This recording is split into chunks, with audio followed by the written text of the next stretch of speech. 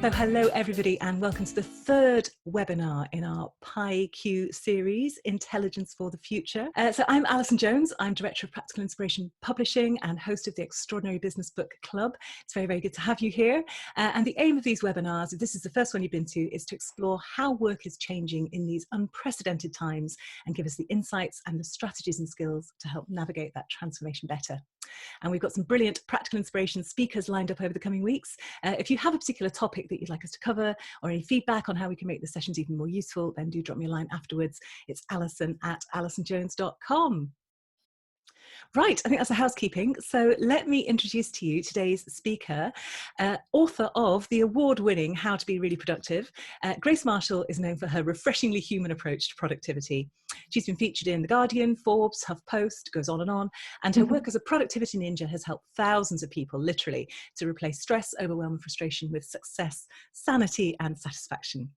And she's also the author of Struggle, the surprising truth, beauty and opportunity hidden in life's shittier moments, which will be published by Practical Inspiration next year. So welcome, Grace. Good to have you here. Thank you so much, Alison. I'm really excited to be here. I've been listening in and I've enjoyed the previous sessions coming up to this. So it feels like a real privilege to be here, actually. Well, we're very, very pleased to have you. And this is a really hot topic because it really is all change right now, isn't it? So just tell us what's been changing for you. Oh gosh, where do I start? So, in domestic life, I've been pretty used to working from home. So that isn't a huge change for me, but working from home normally is a sanctuary. I've got like space to myself and it's quiet, but now I've got like all of us working from home. So I've got my husband working from home, I've got my kids doing school from home. And I think a lot of people are finding this as well. If they're not new to working from home, they're definitely new to this situation of working from home. In domestic life, I've gone from doing one load of shopping, usually on a Friday night while my daughter does gymnastics, and that's it, online shopping done. And now I'm kind of jumping on delivery slots and go, I wonder what the milkman can deliver as well, and all those kind of fun things. But in work life, I guess that the big change for me is that I normally deliver face-to-face training. So I'm part of a team at Think Productive. That's where my Productivity Ninja title comes from. And one of the things that we really pride ourselves on is the experience that we bring to learning. So it's not just kind of content delivery, it's very much about changing hearts and minds. So really kind of the psychology before technology, we look at the mindset of productivity and work before we then dive into practical change on the day. So like when we do our Getting Your Inbox to Zero workshops, we're there at desks helping people to actually get their inboxes to zero, and they leave having it all kind of like clear and that weight off their shoulders. So that's the kind of work that we do, and that involves me doing a lot of traveling normally across the country. So I'm technically supposed to be the Midlands-based productivity ninja, but the Midlands has now gone as far north as Helsinki, and as far south as Budapest, and as far west as Texas. That's quite a broad interpretation, isn't it? It's very broad. So geography maybe isn't our strong point. But, and I really enjoy that. So I enjoy meeting different people, being face-to-face with people, speaking at doing kind of big conferences as well as individual, really practical hands-on workshops. And clearly we can't do that right now. So I think it was back in the second week of March, I was still on the road. March was supposed to be this very kind of heavy delivery month, so I was kind of looking like, oh crikey, I'm doing a lot of traveling, and when am I going to get this book written, I think was my biggest challenge in March. And then all of a sudden, it just kind of went, there was that second week in March was when I was still traveling, but suddenly going, I'm not sure I should be doing this anymore. I'm not sure that I should be going to different places and mingling with different people. And of course, by the time we got to the end of that, cancellations were starting to come in, or clients were starting to get in touch saying, I think we're going to have to postpone. I think we're going to lockdown. I think, or I think we're trialing working from home and things like that. And so all of a sudden, our face-to-face workshops were getting either cancelled or postponed. And suddenly we just thought, okay, what are we going to do about this? So there was the kind of necessity point of view in terms of, what's our business going to look like and what's our income going to look like and all that kind of thing.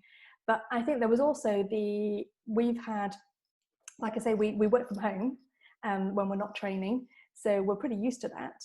And we've always had in the back of our minds, oh, we ought to do something about working from home. We ought to do a productivity ninja's guide to working from home. And we ought to do that someday. And all of a sudden that someday became like, now, let's do that now. So Graham Alcott, who is our chief ninja and the founder of Think Productive, and I kind of got our heads together over the sort of middle weeks when we were starting to transition into lockdown. And we created 2 new products on working from home and leading remote teams. And then the rest of our team basically looked to transition everything that we do into like online learning, basically, and virtual training. And I remember you saying to me that you had this sort of full day course that you'd always said we could never deliver that online. Guess Yeah, what? I know, right? And it's really interesting because I think we've had, we've had clients kind of go, could you do that one online, or could you do that one virtual?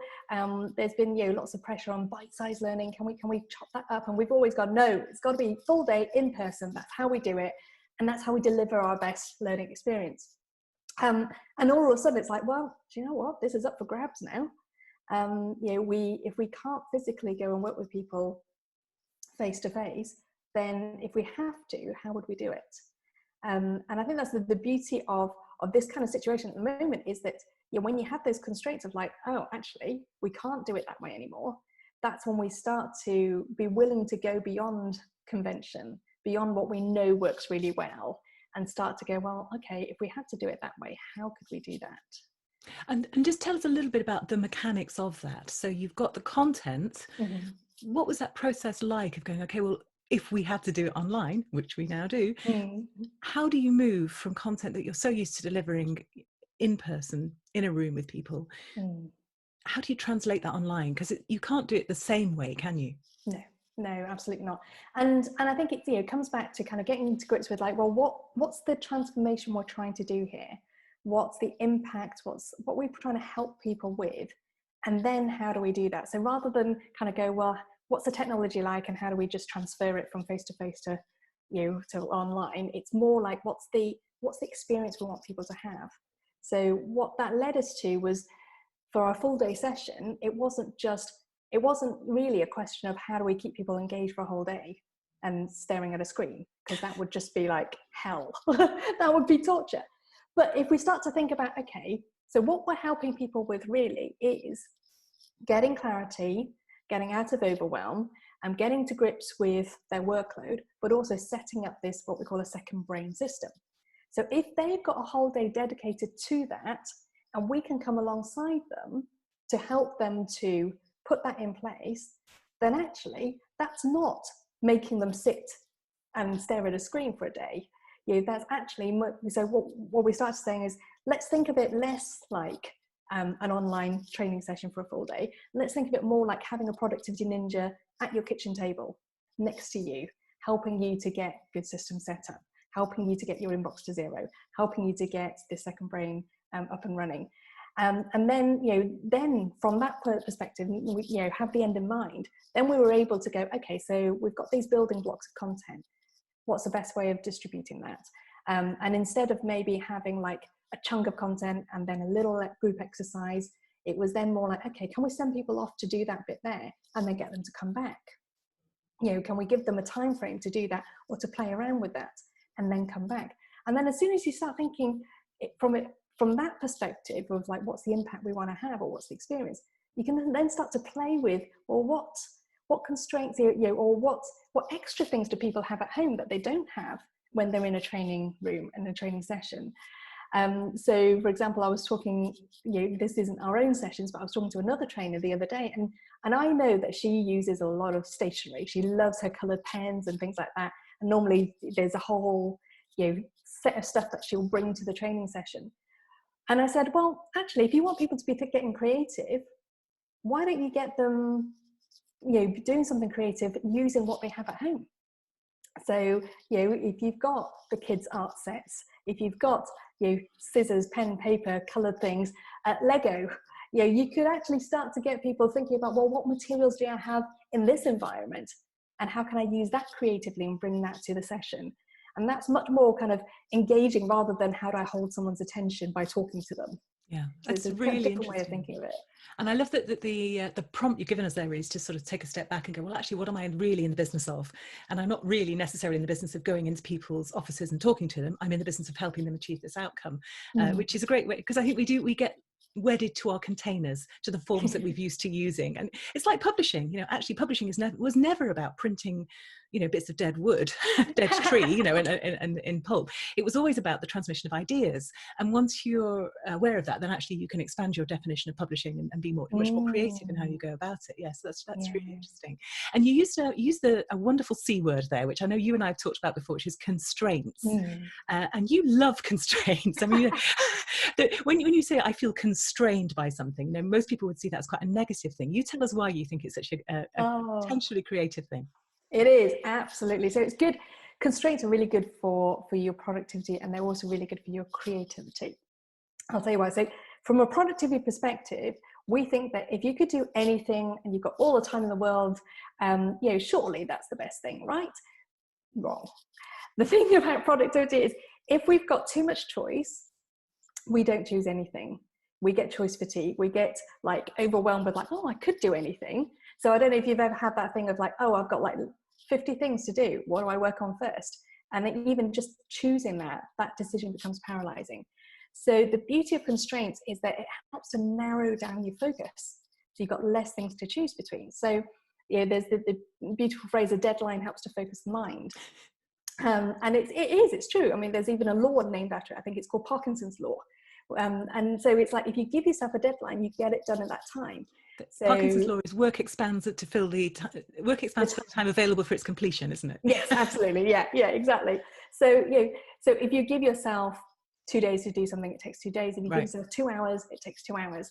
So to give you an example, in publishing and book writing, I remember like writing a book has been on my someday list for years. Like ever since I was a tiny child who loved libraries, I've always wanted to write a book. But it didn't happen until I had a deadline, until I had my first book. It came about in really weird ways, but basically I managed to get a book contract, and then suddenly I've got somebody else accountable to, and I've got that deadline to say, can you get it done by this date? And it was also, so the first book was called 21 Ways to Manage the Stuff That Sucks Up Your Time. 21 ways. It wasn't write everything you know about productivity. It was write 21 small tips, 500 words each. There you go. And then all of a sudden that constraint really helps you to go, oh, I can do that. So if you're feeling overwhelmed because it's like, it's too big, constraining it down to like, what's one thing you could do? Or, what's 10 words you can write this in? Or, what can you get done in an hour? That's a really good way of overcoming that sense of overwhelm, overcoming perfectionism, and really focusing to like, okay, let's just do something rather than I could do anything, but I don't do anything. Yeah. And that's brilliant. That's a way of almost using constraints to help your own productivity, isn't it? To help your focus and so on. There are constraints, of course, that you don't choose. So for example, here we are all working from home. We didn't choose this, but how can you, when you sort of feel constrained by something, what's a good way to respond, do you think, to tap into that creativity? Yeah. So I think, whenever you find yourself feeling like, oh, I can't do that Right. because, it's, there are a couple of ways you shift that, right? You can shift it into, well, I can if. So we can't do online training, or we can't do that kind of experiential online training in the way that we could face-to-face. So to give you an example, our inbox to zero training, the reason why it works so well is because we don't just talk about it. We actually get people doing it in the session. And normally we can go from desk to desk and look over people's shoulders and go, no, don't do that. Or you see this here, let me show you how to select all and delete. Or let me show you how to do this really cool thing in Outlook.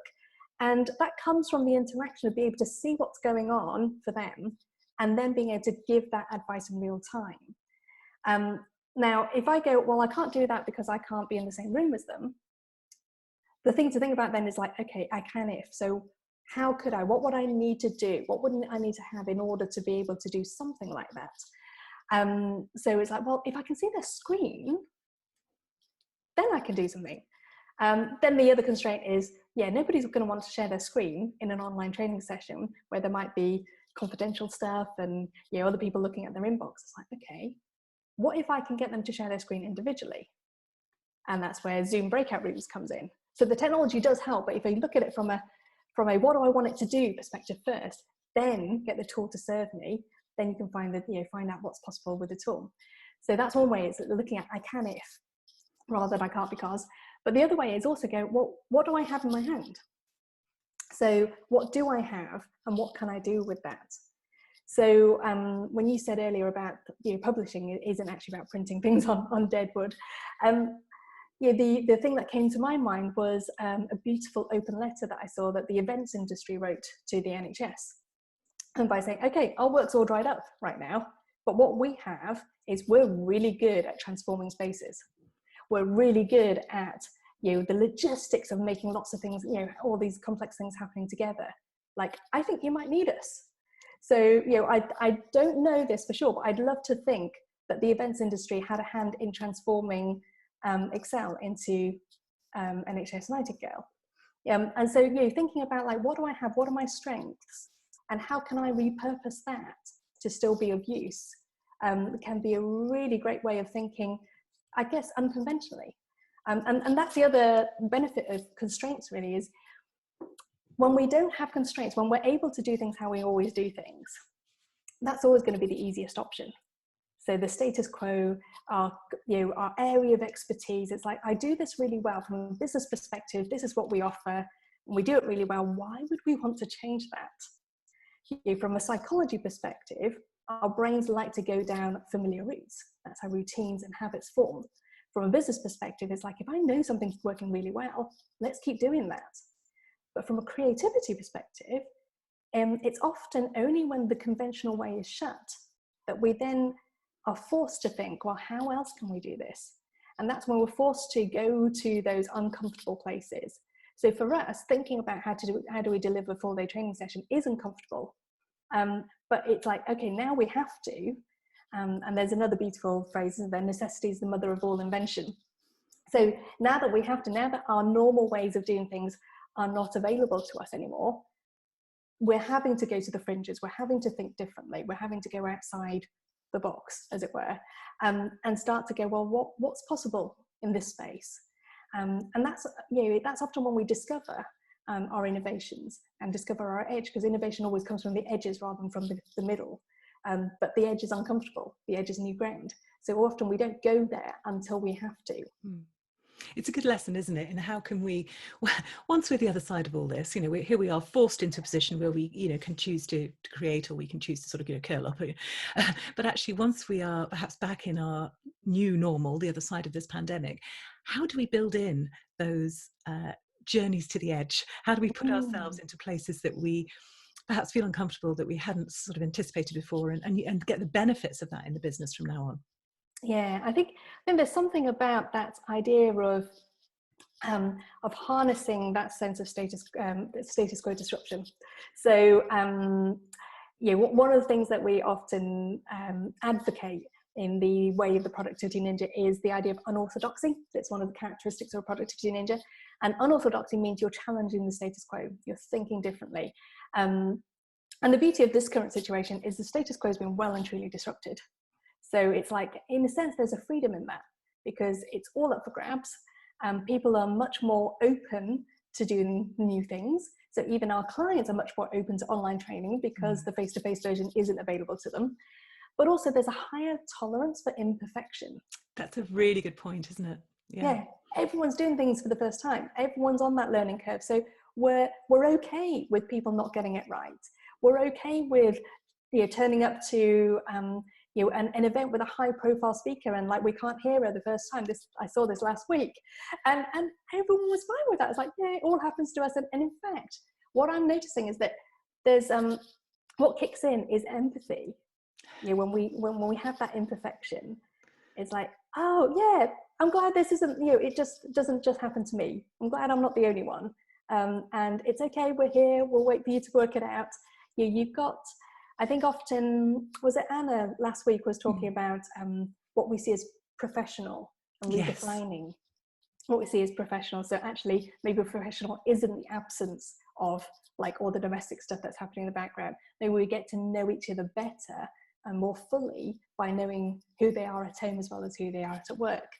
I think there's also something about recognizing the beauty of imperfection and how that helps us to be willing to take risks and to innovate, but also how, actually that's what connects us as human beings.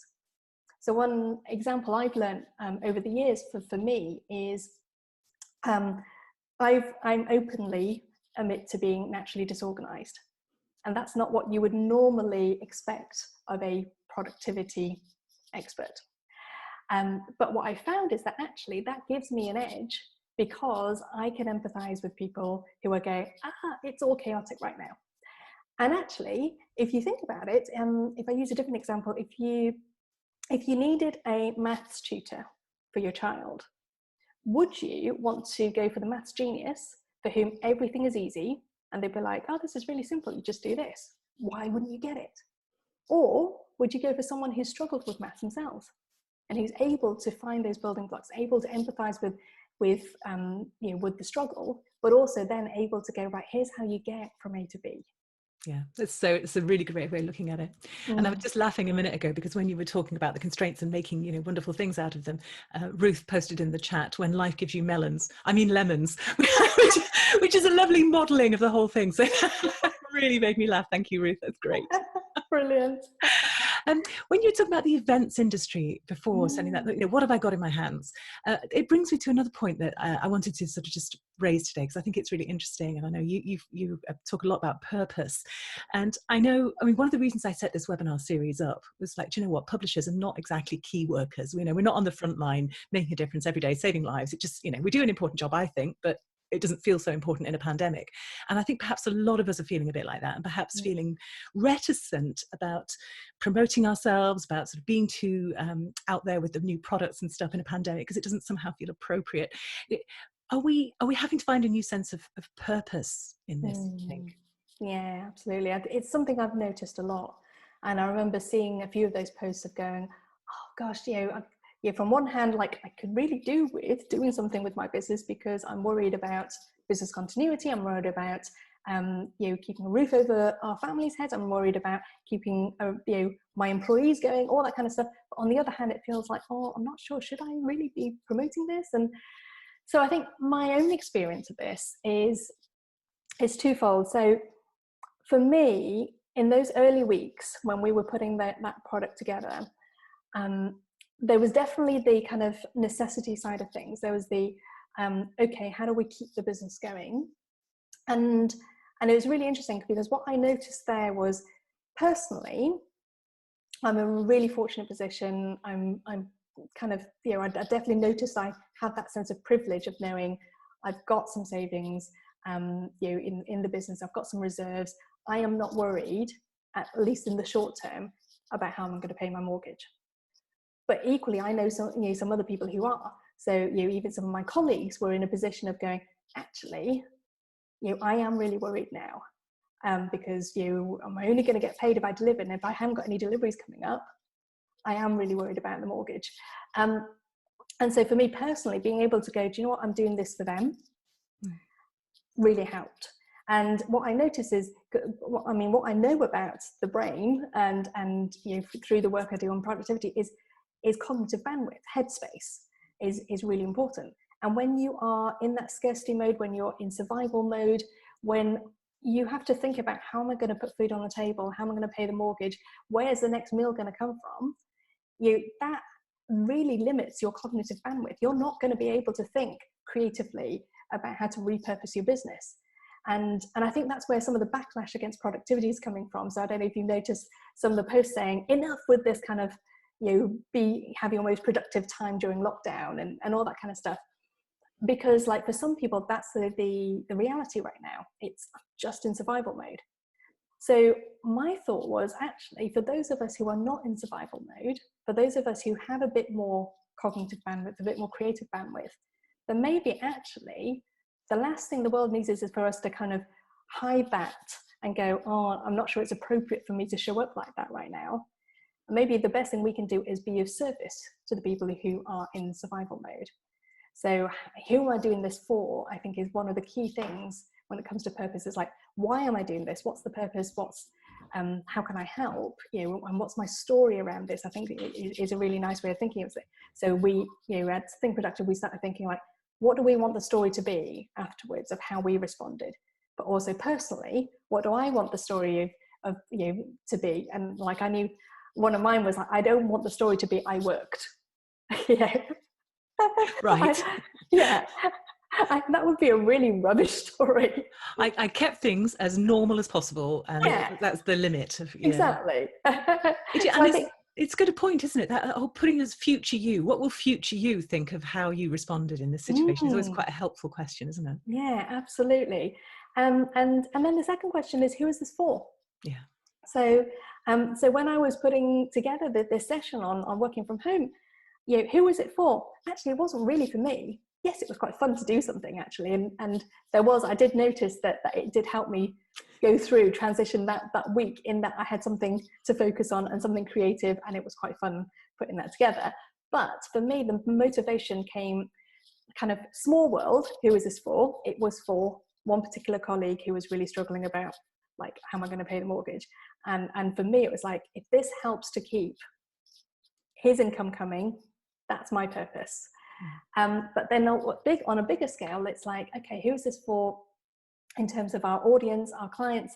It was like, well, there are loads of people out there trying to get to grips with working from home. You've got your completely new people who've always been told, oh, no, we can't have you working from home. They're working from home. You've got your people who are seasoned work from home, like remote workers, but they're going, this is not like that. I'm sharing the space. I'm kind of having to negotiate sound bandwidth as well as internet bandwidth and space. So they're also going, this is not like how it was. So if we can put something out there that's helpful for them on a practical basis, and not from a productivity, peer pressure perspective, something that's just genuinely helpful for those who need it. Okay, that's our reason for doing this. And that's a great business principle anyway. Before you start doing anything, who's it for and what problem is it solving for them? Yeah. So just to wrap up, Grace, just in a few minutes, could you give us a complete blueprint for navigating disruptive change? Could you please? So I think you mentioned earlier that the title of my upcoming book, or the subtitle, the title is about struggle, and the subtitle is the surprising truth, beauty, and opportunity hidden in life's shittier moments. And I think that structure, that's a good blueprint in itself. So when we think of shitty moments, excuse my language, when we think of struggle, when we think of these kind of constraints, disruption, when things are outside of our control, we tend to think what's bad about it, what's challenging about it, how do we fight that? But actually, if you come away from that fear and survival mode and go into maybe curiosity and discovery and compassion mode, you can then start to go, okay, what can be good about this situation? So when it comes to truth, I'd say recognize the struggle. So recognize that struggle is normal. That's something that we're all going through right now, so you're definitely not on your own. The things you can also recognize is that it's not a sign of failure or weakness. So if I'm struggling with something, it's because I'm grappling with something new. So maybe see that as, okay, this is an opportunity to think creatively, to be unconventional, to kind of go into the stretch zone rather than the comfort zone. In terms of beauty, I think it's appreciating the paradox. So, just as it's like, okay, there's nothing I can do about this pandemic, and there's something I can do to help this little bit, or like, actually, I'm really worried about everything that's going on, but also there's something beautiful in that I can see the garden, I can enjoy my garden every day. And I think what we tend to do conventionally is we go, it's one or the other. But I think what happens far more often, it's both. There's a great author, Glennon Doyle, who says that life is brutiful. So it's beautiful and brutal. And I think it's learning to appreciate that paradox and to go, do you know what? There are highs and lows in this situation right now. And there are highs and lows in our struggle. And let's learn to know that, like, one doesn't negate the other. So it's not that everything happens for a reason, or the positives outweigh the negatives. It's both. And learning to go, oh, it's this and this. It's hard and we're learning. And that's a really useful thing. And then I think with opportunity, it's learning to see the opportunities within the struggle. So a good phrase that I like to use is, I get to. So if you're thinking, oh gosh, I have to work from home, We have to stay indoors. We have to, all these kind of things. It can feel constraining. It can feel like an obligation. It can feel heavy. But if you start switching that round to I get to, it gets your brain thinking about opportunities. It gets your brain thinking about things you're grateful for and things you're appreciating. So a little phrase I've been using in our workshops is, if I have to work from home, that means I get to. And then you fill in the blanks. That's a lovely formula. So if I have to miss meetings, I get to blah, blah, blah. Yeah. And suddenly your brain starts supplying all the answers to that. Yes, absolutely. Wonderful. That's really powerful. Thank you, Grace. That was fantastic. Thank you. I really enjoyed that conversation. I'm going to open it up to the floor and see if we've got any questions. You. Grace, that was fantastic. So many wonderful points there. After these, as you probably know, I do a kind of quick 5 key tips video. So I sort of put, and I think I'm going to be a bit sport for choice here, but I shall do my best. So thank you very much, everybody. If you have a question, for goodness sake, put it now, because we're about to wrap up. But yeah, just a few very final words from me, as well as that thank you to Grace. Next week, we've got ex-BBC journalist and PR guru Mike Sargent on managing communications in a crisis. And the following week, we've got HR expert and change superhero Lucinda Carney on not just coping with change yourself, but also helping your people manage it and cope with it. And perhaps some of the strategies that we've just talked about here will come up there as well. As I say, if you do have any issues, any problems or sort of things that you're grappling with that you'd love us to cover on this series, then let me know. You can email me at alison@alisonjones.com. And of course, if you'd like to become a practical inspiration author yourself, then I'd love to hear from you too. Just drop me a line. We're very, very proud to be publishing thought leaders like Grace, like Anna, like Penny, like Mike and Lucinda coming up, wide range of fields. So you can find out more about us at practicalinspiration.com. Ruth has just said, just want to say thank you. That was uplifting and positive and perfect in the current situation. Thank you. Brilliant. Thanks, Ruth. So that really is it today. Thank you so much for joining us. Thank you, Grace, on behalf of all of us. And I hope to see you back here next week for another Practical Inspiration webinar. See you then. Thanks very much, Alison.